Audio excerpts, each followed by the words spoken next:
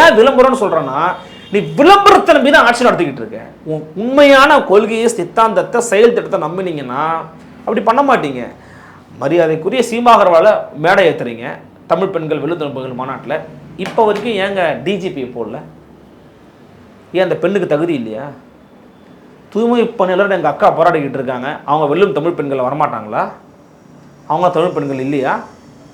என்னங்க நாடகம் இது? திரும்ப திரும்ப சொல்கிறேன். அந்த கூட்டத்தில் அவர் பேசுகிறாரு, நான் 2 டிகிரி முடிச்சிருக்கேன், நடிப்பில்லைனா கூட நான் டிகிரியை வச்சு போயிடுவேன் சிவகார்த்திகேயன் சொன்ன ஒரு வசனம் ஞாபகத்துக்கு வருது. அதாவது நான் தவறாக சொல்லலை, எந்த விதமான கல்வி தகுதியும் இல்லாமல் you can become a big ஸ்டார்னா அது சினிமா துறை தான். ஓப்பனாக பேசுவோம். கல்வி தகுதி அவசியம் கிடையாது. உங்களுக்கான சுயமான திறமை தான் முக்கியம். ஆனால் கல்வித்துறைக்கும் அவருக்கும் சம்பந்தமே இல்லாத போது கூட கொண்டு வந்து ஏன் பேச வைக்கிறீங்க? கல்வித்துறையோடு சம்மந்தப்பட்டிருக்கவங்க ஏன் கூட்டிகிட்டு வரல? நீங்கள் ஒரு பொன்ராஜை கூப்பிடுங்க, அவர் அப்துல் கலாம் கூட இருந்தார், அவர் கூப்பிட்டு மேடை ஏற்றுங்க. விஞ்ஞானத்தை பற்றி பேசு, அறிவியலை பற்றி பேசு, அதில் சமூக நீதி எப்படி கொண்டு வரானோ அதை பற்றி பேசு.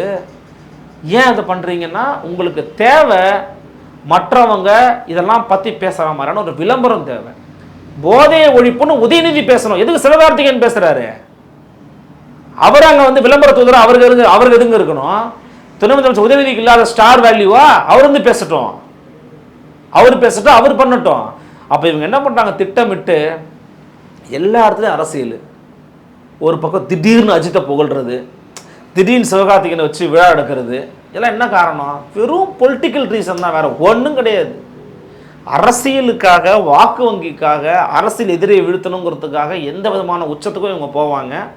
ஆனால் மக்கள் நன்மை செய்யணும், மக்களுக்கு இது நடந்துடணும், மக்களுக்கு இது கொடுத்துருவோம் அப்படிங்கிறதுக்காக கிள்ளி போகிறது கூட யோசிப்பாங்க.